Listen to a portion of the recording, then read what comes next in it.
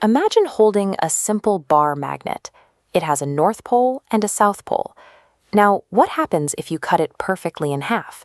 You might expect to end up with a piece that is entirely north and another piece that is entirely south. But physics rejects that outcome. The moment the magnet is severed, you immediately get two smaller, complete magnets, each with its own brand new north and south pole.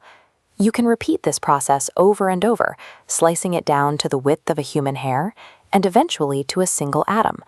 No matter how small the division, you will never isolate a single magnetic pole. This behavior is governed by the laws of magnetostatics, which dictate that magnetic field lines must always form closed loops.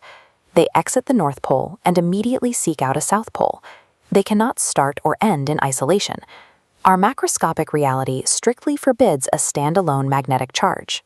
In the world we experience every day, a magnetic north without a south is an absolute impossibility. This diagram shows electricity on the left and magnetism on the right. Notice how an electron exists all by itself, radiating its electric field outward in straight, open lines. But the magnetic field on the right is forever trapped in a continuous loop. While we have isolated positive and negative electric charges, magnetic poles are strictly tethered in pairs. This creates an asymmetry in the equations governing electromagnetism, a missing mathematical duality that suggests the laws of nature are incomplete. To restore this balance, researchers proposed a hypothetical particle called the magnetic monopole. It would carry just a single magnetic charge, either an isolated north or an isolated south. The theoretical design of the universe seems to require this particle to achieve perfect symmetry, yet physical reality has never produced one. In 1931, physicist Paul Dirac laid the mathematical groundwork for the existence of magnetic monopoles. Dirac demonstrated that the presence of even one magnetic monopole anywhere in the universe would explain a long-standing observation: why electric charge is always quantized. This chart shows what quantization actually means. Rather than electric charge acting like a smooth ramp where any value is possible, it behaves like this rigid staircase. Every particle only carries charge in exact, distinct integer steps. Dirac established a direct mathematical link. If a monopole exists, electric charge cannot be a continuous spectrum. It must occur in these discrete integer steps. Fast forward to the 1970s. The formulation of grand unified theories brought the monopole back into intense focus, driven largely by the work of Gerard 't Hooft and Alexander Polyakov.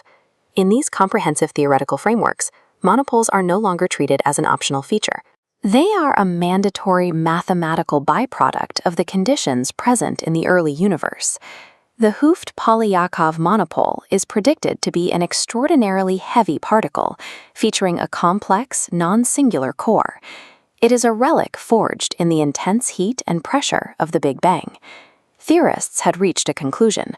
The math governing particle physics required the universe to have created these massive magnetic charges. The only task left was finding one. The physical hunt for monopoles began with material from space. Researchers took over 8 kilograms of lunar rocks retrieved by the Apollo missions, selected because they had been sitting on the moon's surface, unshielded by any atmosphere for billions of years. A team led by Luis Alvarez systematically passed these samples through highly sensitive superconducting loops called squid magnetometers, looking for the detection of heavy cosmic monopoles that might have embedded themselves in the rock. When the moon rocks yielded nothing, the search expanded. Scientists scanned hundreds of kilograms of meteorites, manganese nodules, and high-pressure metamorphic rocks pulled from depths of 25 kilometers, hunting for supermassive particles that might have sunk into the Earth's crust. Today, the search has moved to forcing the particles into existence. Deep inside the Large Hadron Collider tunnel, the modal experiment is attempting to generate monopoles by smashing protons together at the highest energy levels ever achieved. After nearly a century of intense global searching across meteorites, deep Earth minerals, and massive particle accelerators, the number of confirmed magnetic monopoles found remains 0. The absence of monopoles in the cosmos brings us to a highly unexpected location: laboratories studying an exotic, low-temperature material known as spin ice. To understand spin ice, look at this diagram of a normal magnet. The arrows represent magnetic domains aligning in perfect closed loops. This is the pole avoidance principle. The material configures itself to hide its poles and conserve energy. But the atomic structure of spin ice features a complex tetrahedral lattice. This geometry prevents the atoms from aligning to cancel out their fields. Instead, they are forced into a rigid compromise. Two atomic magnetic moments point into the center of each tetrahedron, and two point outward. When thermal energy is injected into this state, one of those moments flips. This creates a magnetic defect, which then splits into two distinct halves. Because of the structure of the lattice, these halves travel freely through the material. Within the boundaries of the spin ice, these migrating defects act like isolated magnetic poles.